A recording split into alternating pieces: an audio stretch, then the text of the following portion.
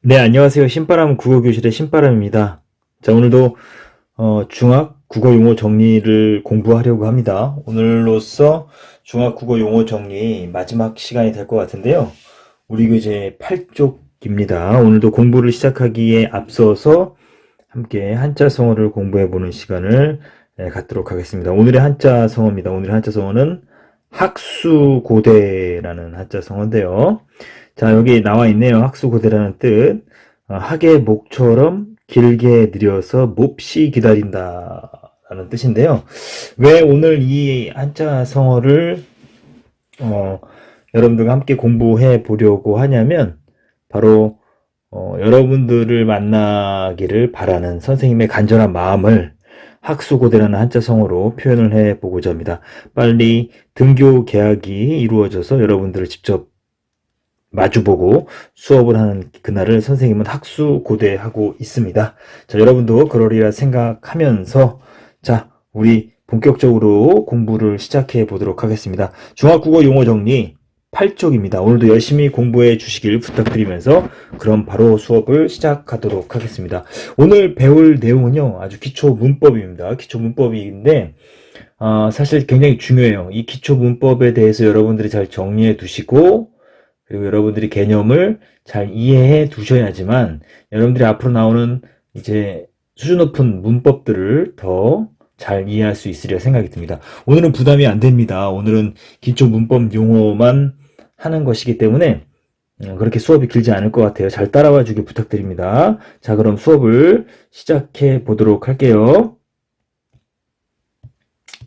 자, 먼저 문장의 종류를 좀 보도록 할게요. 문장의 종류. 문장의 종류는 크게 5가지가 있어요. 평서문, 감탄문, 의문문, 명령문, 청유문 이렇게 돼 있는데요. 먼저 평서문부터 보도록 하겠습니다. 말하는 이가 문장의 내용에 대해서 특별한 의도를 드러내지 않고 평범하게 말하는 문장이다라는 거죠. 우리가 평상시에 가장 많이 쓰는 문장 형태다라고 말씀드릴 수가 있습니다. 그래서 여기 보시면 원섭이는 중학생이다 라는 예를 통해서 알 수 있듯이 평범한 문장이에요, 말 그대로. 자, 두 번째 감탄문입니다. 말한 이가 문장의 내용에 자신의 무엇을 느낌을 나타내는 문장이다. 그래서 아이고 광렬아 무섭구나 라고 말하면서 이게 이렇게 느낌표가 붙는 감정을 표현하는 문장이 감탄문이다라는 걸 여러분들이 기억해 두시면 쉽게 이해할 수 있을 것 같고요. 자, 그 다음 세 번째는 의문문입니다. 말하는 이가 말을 듣는 상대에게 문장의 내용을 질문하거나 그 대답을 요구하는 문장인데요. 바로 물음표가 붙는 것이다라고 말씀드릴 수가 있습니다. 원섭이도 김치를 좋아하니? 라고 묻고 있죠. 이것을 의문문이라고 합니다. 자, 명령문. 말하는 이가 듣는 상대에게 이걸 좀 더 이제 쉽게 바꾸면 말하는 이는 뭐라 그러냐면 우리가 자라고 하고요. 듣는 상대 들을 청자 써서 청자라고 말할 수 있습니다. 자, 어쨌든 화자가 청자에게 말하는 이가 듣는 상대에게 문장이 나타내는 일을 하게 하거나 하지 않도록 요구하는 문장. 쉽게 말하면 뭐냐면 시키는 거예요. 그래서 광렬아 조용히 해라. 밥 먹어라. 뭐 이런 것들이 명령문이다라고 말씀드릴 수가 있습니다. 그 청유문은 명령문보다는 조금 더 부드러운 겁니다. 말하는 이가 말하는 이가 말을 듣는 상대에게 문장이 나타내는 일을 함께 하기를 요청하는 거죠. 명령과 요청은 다르죠. 그래서 원서봐 이번에는 저 말에 가보자라는 거죠. 영어로 말하면 let us로 하는 let's 해서 let's go 뭐 이런 것들 같이 가자 뭐 이런 뜻이죠. 그런 것처럼 함께 하기를 요청하는 문장이 바로 청유문이다라는 것을 여러분들이 기억해 두시면 좋을 것 같아요. 이건 뭐 5개는 크게 어렵지 않으니까 이렇게 묶어서 잘 기억해 두시면 좋을 것 같고 가장 많이 사용하는 것은 평서문이다라는 거 기억해 두시면 좋을 것 같아요.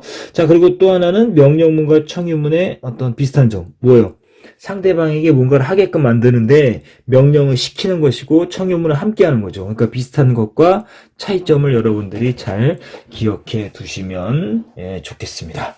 자, 다음은 이제 품사의 갈래다라는 거예요. 품사, 단어라고 이야기하는데 단어의 뜻이 뭐냐면 의미가 있어요. 뜻이 있다라는 거예요. 의미도 있고 홀로 쓸 수 있어야 됩니다. 자립할 수 있어야 단어가 될 수 있습니다. 그래서 품사를 한번 나눠보도록 하는데, 이 품사는요, 크게 세 개의 기준을 가지고 나눌 수가 있어요. 어떤 기준이냐면, 첫 번째는 형태가 변하느냐, 변하지 않느냐, 그리고 문장 안에서는 어떤 기능을 하느냐, 그리고 어떤 의미를 갖고 있느냐로 해서 세 가지를 가지고 이제 나눌 수가 있습니다. 그래서 형태가 변하지 않으면 불변어라고 하고요. 형태가 변하는 것을 가변어라고 합니다.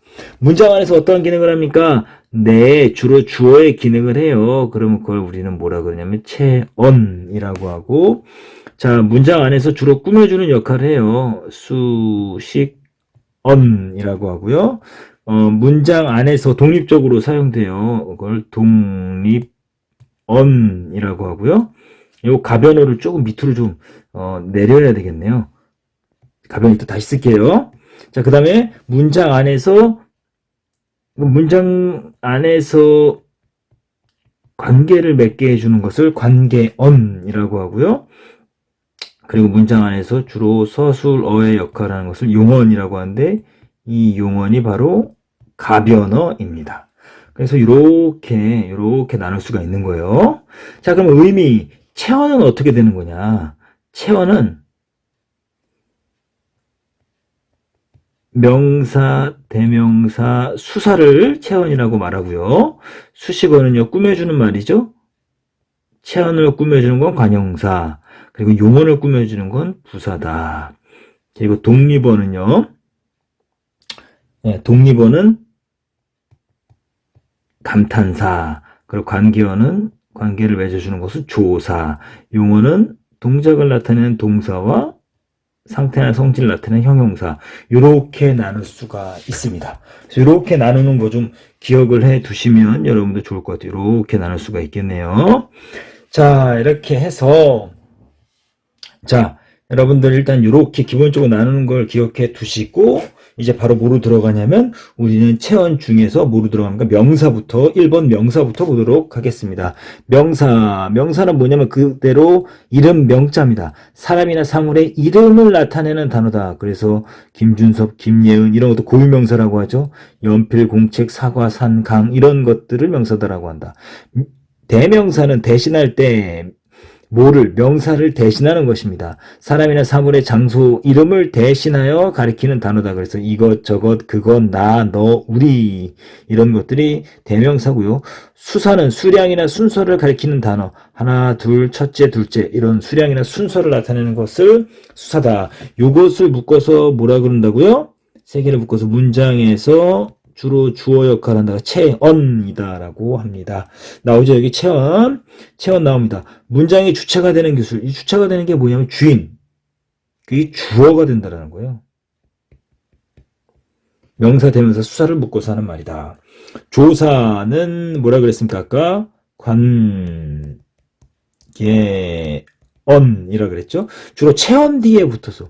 여러분들 아까 단어는 자립이 된다 그랬는데 유일하게 이 조사는요 홀로 쓸 수가 없어요. 체언 뒤에 붙어 있어요. 체언 뒤에 붙어 있다라는 소리는 뭐냐면 바로 명사, 대명사, 수사 뒤에 붙어서 체언이 하고 있는 구실을 나타냄으로써 문장의 의미가 잘 드러내도록 문장 안에서 단어와 단어 사이에 관계를 맺어주는 역할을 하는 것이 뭐냐면 조사다라는 거 기억해 두시면 좋을 것 같아요. 그래서 은는, 을를 이런 것들. 자, 그 다음 동사, 사람이나 사물의 움직일 동자 쓴 거예요. 움직임을 나타내는 단어가 동사, 공부하다, 웃다, 떠나다 이런 것들. 자, 형용사, 사람이나 사물의 상태나 성질을 나타내는 단어, 예쁘다, 아름답다 이런 것들 묶어서 뭐라 그러냐면 용언이다 라고 말씀드릴 수가 있습니다. 자, 다음 페이지 한번 넘어가 볼까요? 자, 그래서 용언 뒤에 바로 또 설명 나오네요. 용언, 문장에서 주체의 동작, 상태, 성질을 서술하는 말. 그래서 주로 뭐가 되냐? 서술어 역할을 하는 거예요. 그래서 동사 형용사를 묶어서 하는 말이다. 그래서 이거 모양이 바뀐다. 그래서 이거 가변호다라고 말씀드렸죠. 쉽게 말하면 이거예요. 영수는 밥을 먹는다. 이 영수는 이라고 했을 때 이 여러분들 영수라는 것은 명사죠. 이 는은 뭡니까? 명사 뒤에 붙었으니까 조사죠. 홀로 쓸 수 없으니까 밥 뭐가 됩니까? 명사. 을 뭐가 됩니까? 조사가 되죠. 이 먹다라는 거죠. 먹는다는 기본형이 먹다니까 이 먹는 것은 동사죠.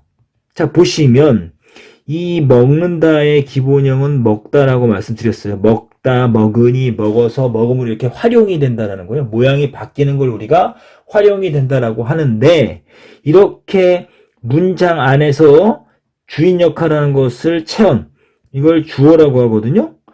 요거는 문장 안에서 어떤 역할을 합니까?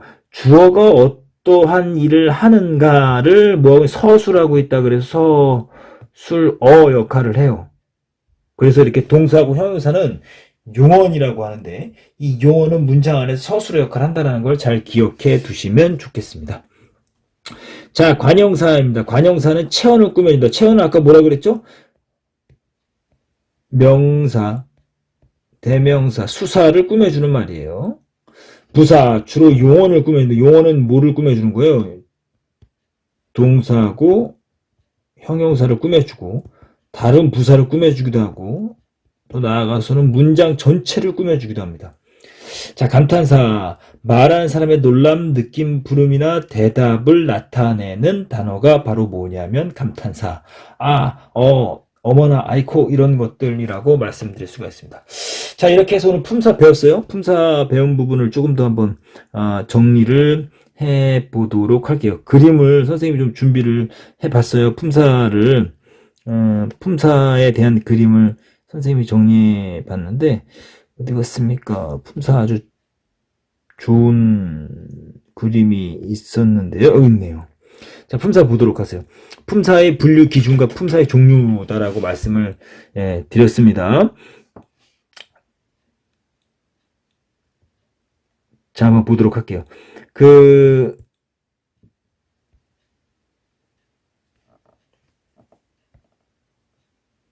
아까 불변어라고 말씀드렸죠. 불변어는 형태가 변한다 그랬어요. 변하지 않는다 그랬어요. 변하지 않는다라고 말씀드렸죠. 형태가 변하지 않는 말을 우리가 불변어다라고 말씀을 드렸었어요. 가변어는 형태가 바뀌는 낱말이다라고 말씀드렸죠. 그래서 체언, 관계언, 수식언, 독립언 이런 것들은 불변어로서 형태가 변하지 않는다. 그래서 명사, 사람이나 사물의 이름을 나타내는 낱말이고 대명사, 사람이나 사물, 장소 이름을 대신하여 나타내는 말이고 수사는 수량이나 순서를 나타내는 말이다라고 말씀드렸었어요. 관계어는 주로 체언 뒤에 붙어서 다른 말과의 문법적인 관계를 나타내는 역할을 하거나 특별한 뜻을 더해주는 역할을 한다라고 말씀드렸죠. 관형사는 체언을 꾸며주고 부사는 용언을 꾸며주고 감탄사는 주로 감정을 나타내는 말이며 동사는 움직임을 나타내고 형용사는 사물의 상태나 성질을 나타낸다라는 거 여러분들 이렇게 좀 기억해 두시면 좋겠습니다. 그래서 이렇게 사진 여러분들 좀 잘 기억해 두셔서요. 이 사진을 가지고 여러분들이 품사의 갈래, 품사를 어떻게 나눌 것이냐, 형태를 가지고 나누면 변하느냐 변하지 않느냐, 그리고 문장에서 어떤 기능을 하느냐 라는 걸 통해서 체언이나 관계언이나 수식언이냐 독립언이냐 용언이냐라고 나눌 수 있고요. 그리고 어떠한 의미를 갖느냐라고 해서 명사, 대명사, 수사, 관형사, 부사, 조사, 감탄사, 형용사, 동사 이렇게 해서 우리나라는 총 몇 품사입니까? 9품사다라는 것을 기억을 해 두시면 좋겠습니다. 자, 이렇게 해서 오늘 품사의 갈래까지 배워보았습니다.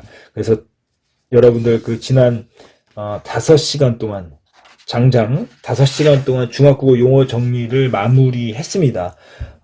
다음 시간에는 뭘 하냐면 선생님이 여러분들 복습란에 중학국어 용어 정리 평가 문제를요 선생님이 올려놓을 겁니다. 그럼 여러분들 그 문제를 다운받으셔서 출력하셔서 문제를 풀어보시면 됩니다. 총 16문제인데요. 풀어보시고 다음 시간에는 선생님이 중학국어 용어 정리 마무리 평가를 해설해주는 강의를 하면서 중학국어 용어 정리를 총정리하는 시간을 갖도록 하겠습니다. 자, 아무튼 오늘도 열심히 공부해 주셔서 감사합니다. 그럼 다음 시간에 다시 만나도록 하겠습니다. 여러분들 열심히 공부해 주셔서 감사합니다. 다음 시간에 다시 만나요. 소년이요 야망을 가져라.